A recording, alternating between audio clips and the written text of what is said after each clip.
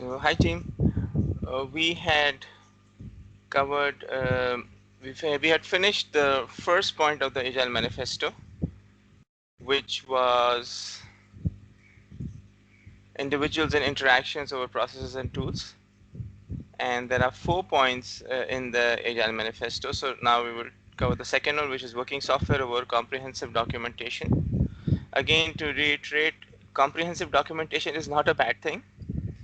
It is a good thing, but working software is more important. So Agile Manifesto is not throwing out the old wisdom. It is adding to the old wisdom. So we are now saying that working software over comprehensive documentation. So both are important, but working software is more important. And we will cover, in this as we go from point to point within this manifesto point. We will talk about earning customer trust, and also because ultimately um, you can give them a lot of presentations, you can give them a lot of documentation, but ultimately the customer trust builds when they see working software. Even if the software is doing very little, but as long as it's working, it gives them trust. Plus there is a bit of a confusion in terms of prototype versus minimum viable product, the MVP. We'll talk about that. Basically, in Agile, we do not recommend prototypes. We want you to build the MVP, and we'll get to that.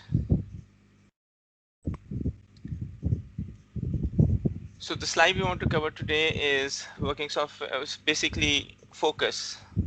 So if you think about time boxing, this in Scrum and in all Agile basically frameworks, you have a concept of an iteration or a sprint, and you fix it. You say, okay, for example, for one of our projects, we are doing 1 month sprints, right? But we don't move that date unless there's something exceptional happens. Most of the time, we don't move that date, and there's a very big reason for that. The reason is that if you look at traditional waterfall projects, that most of them used to fail, and they would fail because people do not like to give bad news. So even if you know that it's going to take, let's say, 1 more month to let's say build a feature, and the boss asks you or the customer asks you, you promise that it's going to be built in let's say 2 months, and now it's been 2 months and you haven't built it yet. Most of the time we would not tell them the truth that it's going to take 1 more month. We'll say, yeah, we can build it in another 2 days, just give me 2 more days and I'll build it. And then after 2 days I'll say, okay, give me 1 more day and I'll build it. And every day it would happen. And it sounds very strange, but this happens over and over and over. And ultimately it's going to take 3 months or 4 months actually, because if you try to show that you're going to be able to do something in 2 days which you can't do in 1 month, then you'd probably miss the mark and not even do it in 1 month. So project slips one day at a time, and those of us who've done waterfall projects, we've seen it happen time and again. So what Scrum offers is that it provides you focus.